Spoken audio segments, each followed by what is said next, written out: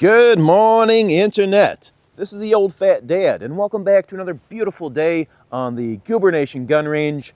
Today, we're going to check out a rifle I am very excited to shoot. I think it might be the lightest budget .22 rifle on the market today. Let's go take a look.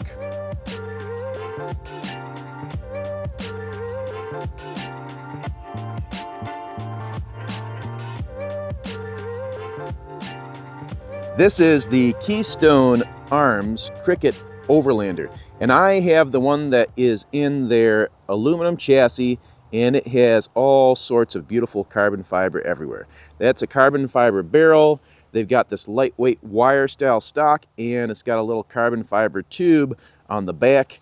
It feels really nice. It looks like the machining is also very nice. A couple aftermarket additions I made were to put on this Hogue 15-degree grip here, and I added the Crickett, as they call it, rail for the top. It does not come with the Picatinny rail, and it comes with an A2 grip, which I'm not a huge fan of. What makes this so awesome is that it is a under $300 rifle, covered in carbon fiber, super lightweight. Like I said before, it comes from the factory around 3 pounds, and with all this junk loaded on it, including the suppressor, it only tipped the scales at 6 pounds by my measurements. A couple of things I want to note that are not super exciting to me is the stock is this wire style, and it does cut down on weight, but it is not exactly a super sturdy stock. And this is a single shot rifle. The bolt is a little sticky.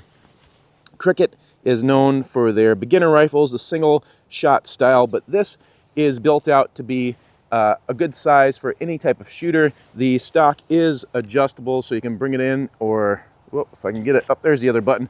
So you can bring it in a little bit if you need to. It locks into place in each position for all different kinds of shooters. In this case, it's going to be for me, so I've got it all the way out. Now, all of that is fine and dandy, and as excited as I am, this thing's not going to be worth a hoot if it doesn't shoot. So that'll be our first test. I can already tell this is going to be a little bit awkward to shoot off the bench like this. Cheek weld is going to be pretty much non-existent on this little wire framed stock here, and working off the bags is just going to be kind of exciting, as well as for you folks who are not familiar with the Crickett system here, we've got a bolt action just like any other bolt action, but it essentially has a safety that's always on. To fire the rifle, you have to cock it by pulling back the little cocking lever right there. So a unique, interesting kind of setup that is not going to lend itself to target shooting that great, but we're going to give it a crack anyway, and I'm going to give it the best shot I can. I've got 4 different kinds of ammo here.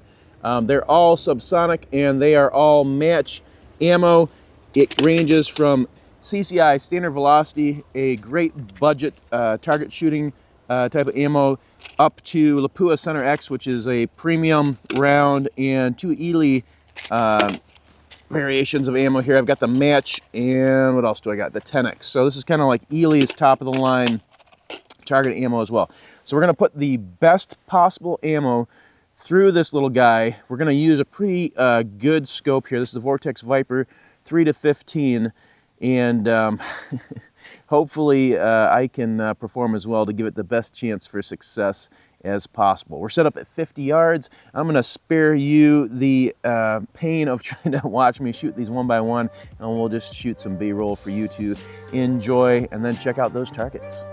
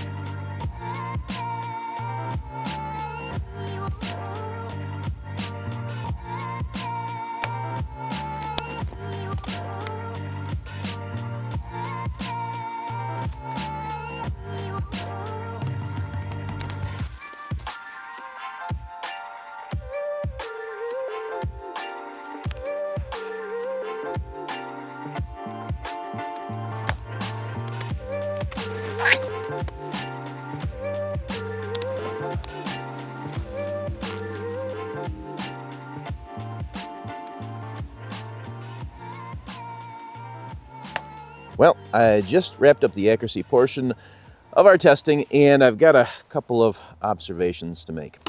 This rifle right here, not a bench rest rifle, not for shooting off a bench. That was probably one of the most miserable experiences I've had shooting a rifle off of my little bench here. The single feed system, not great. Really hard to get a round in there and then rack it back into place. The cocking was something I constantly forgot to do.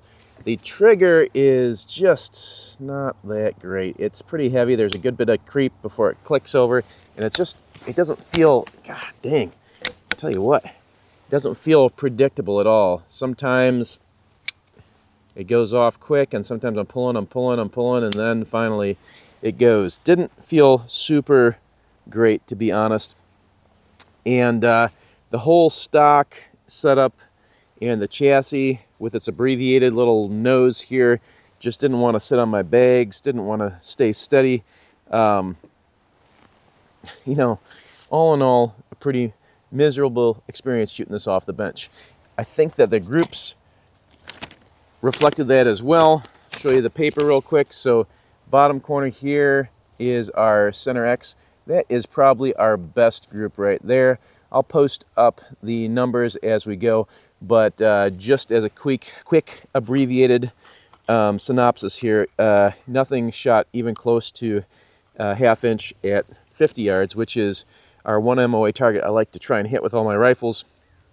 Nothing shot over 1 inch though, so, well, except for actually this guy right here. This is our match. Eley match did shoot over 1 inch, and that's pretty bad. Let's look at the others real quick. So here's Tenex, and that is, again, under 1 inch, but definitely not half 1 inch.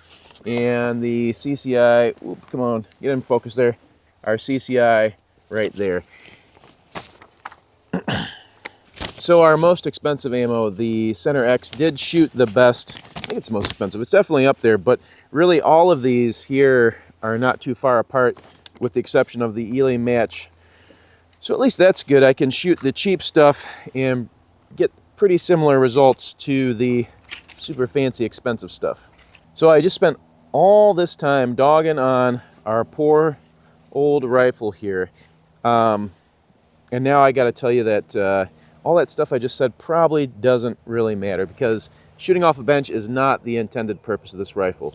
This is a super light rifle to hike up into the woods and shoot off your shoulder. That's going to be its main purpose here. It could be a survival rifle for some of you folks. It could just be a nice hunting rifle, which is what I think I'll probably be using it for. The big thing is our accuracy is going to be good enough to get most small game. You know what though? It's not good enough for me though, just to say that. Let's put out some small game simulators at a couple of different distances. We're going to shoot this offhand, probably braced against a tree, because that's usually what I do when I'm trying to shoot some squirrels, and we'll see how it does in a real world situation. For you guys who are newer, when I refer to the small game simulator, I am of course referring to the can of dog food. Tough skin, meaty interior. Usually I use it as a ballistic medium, but today we're going to use it as a target because it approximates about a squirrel and its vitals. So we got one set up at 25 yards. We're going to use this tree here to try and set ourselves up and see if we can tag ourselves a squirrel with our survival rifle, our Overlander. Here we go. Come to pop a little, baby.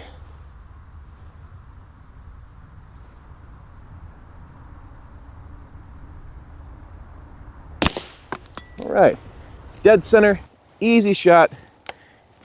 With this light rifle, it really makes it pretty simple to hold it up, get it on target, and take down whatever prey you're going after.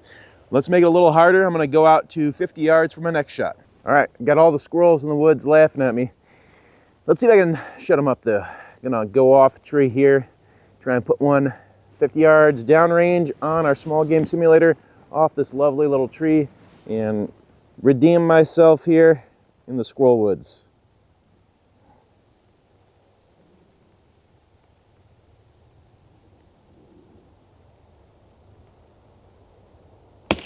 Hey, whew, man, oh man, that was a lot tougher than I thought it would be. I'm expecting, if I get a chance, put a little handle on here, some sort of little vertical foregrip or angled foregrip or something. It'll make my life a little bit easier. Working against a tree, though, isn't terrible. Just doing the offhand thing right now. This is pretty slick up front here. It's not really great for holding on to anything and shooting. So something to look forward to, something to change. Let's take a quick look at our 2 small game simulators. We got 2 nice entries right there. Looks like they're more or less centered.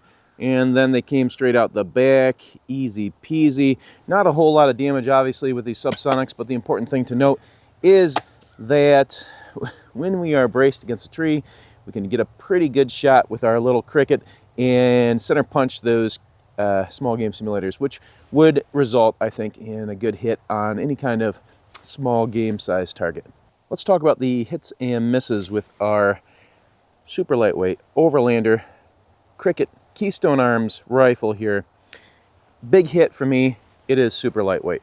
Weighs almost nothing. 6 pounds for a fully kitted up rifle. That's pretty darn good.